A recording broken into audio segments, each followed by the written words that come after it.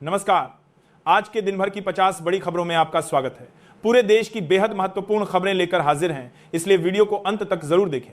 Comment में बताएं आप कहां से देख रहे हैं और अगर अभी तक लाइक नहीं किया है तो तुरंत कर दें। तो शुरू करते हैं आज की धमाकेदार खबर से। पीएम मोदी कल कुरुक्षेत्र पहुंचकर गुरु तेग बहादुर जी के 350वें शहीदी दिवस कार्यक्रम में शामिल होंगे। सरकार इसे राष्ट्र की आध्यात्मिक विरासत और बलिदान की स्मृति को सम्मान देने वाला ऐतिहासिक आयोजन बता रही है। सुप्रीम कोर्ट अब यह जांचेगा कि क्या राजनीतिक पार्टियों को 2000 रुपए तक की कैश डोनेशन भी बंद कराई जाए। याचिका में कहा गया है कि कैश चंदा पारदर्शिता खत्म करता है और काले धन को बढ़ावा देता है। वर्ल्ड बॉक्सिंग कप फाइनल्स 2025 में भारत ने 20 मेडल जीतकर रिकॉर्ड बना दिया। 9 गोल्ड समेत अब तक की सबसे बड़ी सफलता।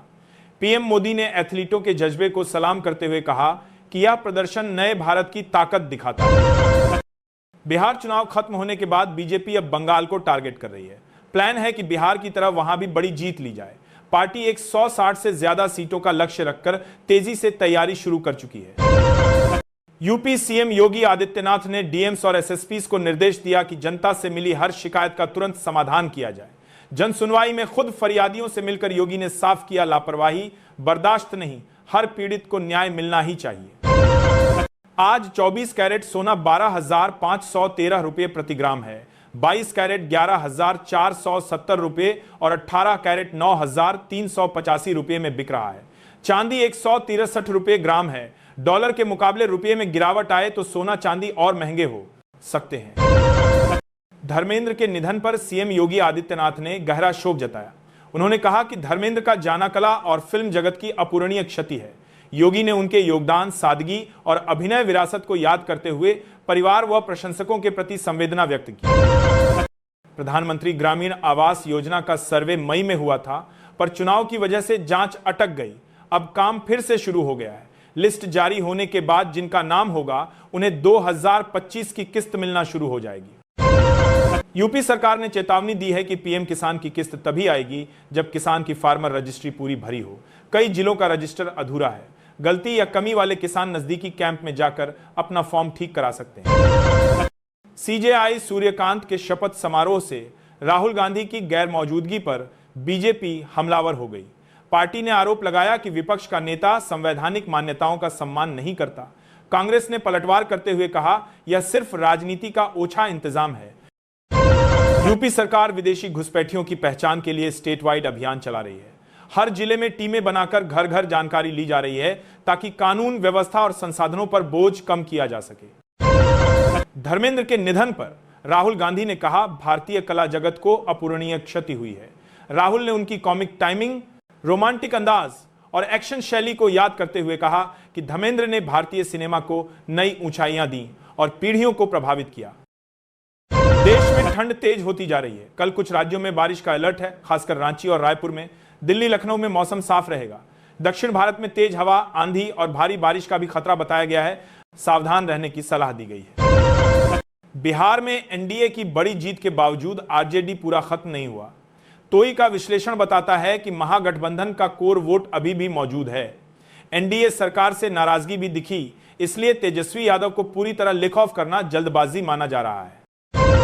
सरकार ने साफ कर दिया कि सरकारी पेंशन अगले साल 4.8% बढ़ेगी। ट्रिपल लॉक नियम जारी रहेगा। इससे बुजुर्गों को थोड़ी राहत मिलेगी, लेकिन खर्च बढ़ने से सरकार पर बोझ भी बढ़ेगा। तेजस्वी यादव ने हार का ठीकरा 32 गायकों पर फोड़ दिया, लेकिन विरोधी कह रहे हैं यह बहानेबाजी है। चुनाव बाद वे 8 दिन तक पब्लिक से दूर रहे। वहीं आरजेडी में भी सवाल उठ रहे हैं कि रणनीति से ज्यादा ओवर कॉन्फिडेंस ने पार्टी को भारी नुकसान पहुंचाया। सीबीआई ने लखनऊ से एक बड़े साइबर ठग को पकड़ा जो अमेरिका के लोगों को फोन कर ठगी करता था। चोरी के पैसे बल्कि ऑस्ट्रेलिया में बढ़ती चरमपंथी गतिविधियों पर भी गंभीर सवाल खड़े कर दिए। बंगाल में वोट लिस्ट ठीक करने को लेकर बड़ा झगड़ा चल रहा है। ममता बनर्जी ने चुनाव आयोग को लिखा कि प्राइवेट बिल्डिंग में बूथ बनाना और बाहर के लोगों से डेटा काम कराना गलत है। इससे चुनाव ईमानदारी पर खतरा होगा। झांसी स्टेशन पर मरम्मत की वजह से 25 नवंबर से 22 ट्रेनें रद्द होंगी और 28 ट्रेनों का रूट बदलेगा। जो भी लोग झांसी होकर सफर करते हैं वो निकलने से पहले अपनी ट्रेन का स्टेटस जरूर देख लें। बीजेपी ने बंगाल चुनाव की तैयारी तेज कर दी है। पार्टी का लक्ष्य 160 प्लस सीटें जीतना है। AI वीडियो बनाकर ममता पर हमला भी किया। उधर ममता कह रही हैं कि एस के फैसलों से चुनाव का पूरा खेल गड़बड़ हो सकता है। ऑनलाइन गेमिंग कंपनियों पर एड की बड़ी कार्रवाई, 520 करोड़ की संपत्ति फ्रीज कर दी गई।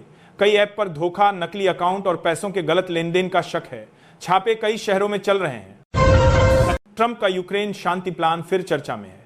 रिपोर्टों के मुताबिक अमेरिका यूक्रेन ने मिलकर इसका नया वर्जन तैयार किया, जबकि कुछ सलाहकार ज़ेलेंस्की को चेतावनी दे रहे हैं कि अगर अभी समझौता न किया तो अगले ऑफर और खराब होंगे। सुप्रीम कोर्ट ने $1.6 बिलियन के बैंक फ्रॉड में फरार संदिस्रा भाइयों को 5,100 करोड़ रुपए सेटलमेंट का मौका दिया है। इस रकम के भुगतान पर उनके खिलाफ सीबीआई, एड और पीएमएलए की सभी कार्रवाई खत्म हो जाएगी। दिल्ली सरकार ने निजी दफ्तरों को सलाह दी है कि सिर्फ 50% कर्मचारी ही ऑफिस आएं, बाकी घर से काम करें। वहीं 25 नवंबर को गुरु तेग बहादुर साहब की 350वीं शहादत दिवस पर पूरी दिल्ली में सरकारी छुट्टी रहेगी। दिल्ली सीएम रेखा गुप्ता ने लोगों को लाल किले में होने वाले 3 दिन के कार्यक्रम में आने का न्योता दिया। उधर दिग्गज एक्टर धर्मेंद्र के निधन पर सीएम ने दुख जताया और कर्नाटक में सीएम कुर्सी को लेकर कांग्रेस में खींचतान तेज हो गई है। झारखंड बोर्ड जल्द ही 2026 की 10वीं 12वीं परीक्षा डेट जारी करेगा। बच्चे जाग की वेबसाइट पर टाइम टेबल देख सकेंगे। डेट नवंबर के आखिर या दिसंबर की शुरुआत में आने की उम्मीद है, तैयारी तेज कर लें। एमपी सहकारी बैंक में नौकरी का मौका है। बैंक शाखा प्रबंधक और सहायक के 10 पद हैं। आवेदन की आखिरी तारीख 29 नवंबर रखी गई है। इच्छुक उम्मीदवार ऑनलाइन फॉर्म भरकर आसानी से आवेदन कर सकते हैं। बिहार में इंटर लेवल की बड़ी भर्ती चल रही है। कुल 23,175 सरकारी पदों के लिए फॉर्म भरे जा रहे हैं। कल आखिरी तारीख है। 12वीं पास युवा जल्दी से ऑनलाइन आवेदन कर लें, वरना मौका निकल जाएगा। धर्मेंद्र के निधन से पूरा देश दुखी है। अमित शाह ने कहा कि इतना बड़ा कलाकार दोबारा नहीं मिल सकता। एक साधारण परिवार से उठकर धर्मेंद्र ने अपनी पहचान खुद बनाई और भारतीय सिनेमा को हमेशा के लिए बदल दिया। अमित शाह ने असम के वीर योद्धा लाचित बोरफुकन को जन्म जयंती पर नमन किया और उनकी बहादुरी की तारीफ की। इसी बीच दिल्ली एनसीबी ने अंतर्राष्ट्रीय ड्रग गैंग पकड़कर 262 करोड़ का बड़ा मेथाम्फेटामिन जखीरा बरामद किया, जिस पर शाह ने टीम की सराहना की। एड ने पीएनबी घोटाले वाले मेहुल चौकसी से जुड़ी मुंबई की 4 फ्लैट सरकार को सौंप दिए।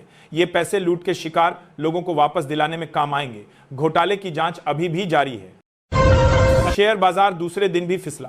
सेंसेक्स 331 अंक गिरा। निफ्टी 25,950 के नीचे बंद हुआ। रियल्टी मेटल शेयरों में भारी गिरावट, जबकि इट स्टॉक्स थोड़ा संभले। कारोबार दिन भर बेहद उतार चढ़ाव भरा रहा। करूर में विजय की रैली के दौरान भगदड़ में 41 लोग मरे थे। इसी केस में टीवी के नेताओं से सीबीआई ने पूछताछ की। सभी नेताओं को बुलाकर हादसे के कारण और जिम्मेदारी जानने के लिए सवाल किए गए। रेलवे ने सस्ती और लगातार मिलने वाली सौर पवन बिजली के लिए एक वह की नई डील की है। इससे रेलवे को साफ ऊर्जा मिलेगी और आने वाले समय में ट्रेनों का खर्च भी कम होगा। केरल में झगड़े के बाद पति ने पत्नी को एलपीजी सिलेंडर से मारकर जान ले ली। पुलिस घर पहुंची तो महिला खून में मिली। आरोपी को पकड़ लिया गया है और मामले की जांच चल रही है। दक्षिण भारत के पहले सोलर गांव कोंडारेड्डीपल्ली में अब लोग एलपीजी छोड़कर इंडक्शन चूल्हे पर खाना बनाएंगे। सरकार ने हर घर में इंडक्शन दिया है, जिससे गैस का खर्च और खतरा दोनों कम होगा। सरकार बैंकों को बेचने और मिलाने पर जोर दे रही है। इससे बैंकों को फायदा होगा, पर आम लोगों को सस्ता लोन और गांव कस्बों में बैंकिंग सुविधा कम पड़ सकती है। कई लोग इसे जनता के खिलाफ मान रहे हैं। दिसंबर में बैंक कई दिन बंद रहेंगे। अलग अलग राज्यों के त्योहारों और छुट्टियों की वजह से महीने भर में कुल 19 दिन बैंकिंग काम नहीं मिलेगा। पैसे जमा, निकासी और दूसरे काम पहले निपटाना बेहतर रहेगा। यूपी में पीएम मोदी कल अयोध्या के राम मंदिर जाएंगे। इसे लेकर पूरे प्रदेश में तैयारियां बढ़ गई हैं। प्रशासन सुरक्षा सख्त कर रहा है और बड़ी संख्या में लोग इस मौके को देखने की तैयारी कर रहे हैं। दिशा में 2 भाई पकड़े गए जो 5 साल से एक बुजुर्ग विधवा की पेंशन निकालते रहे। हर महीने 15,000 खाते से उड़ाते थे। महिला झोपड़ी में रहती थी और कूड़ा बीनकर गुजारा करती थी। पुलिस ने दोनों को गिरफ्तार कर लिया।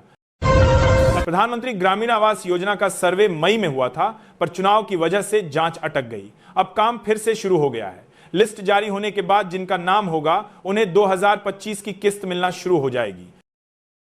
यूपी सरकार ने चेतावनी दी है कि पीएम किसान की किस्त तभी आएगी जब किसान की फार्मर रजिस्ट्री पूरी भरी हो। कई जिलों का रजिस्टर अधूरा है। गलती या कमी वाले किसान नजदीकी कैंप में जाकर अपना फॉर्म ठीक करा सकते हैं। धन्यवाद दोस्तों, आज के सभी अहम अपडेट यही थे। वीडियो अच्छा लगे तो लाइक शेयर करें और कमेंट जरूर करें। अगले एपिसोड में फिर मुलाकात।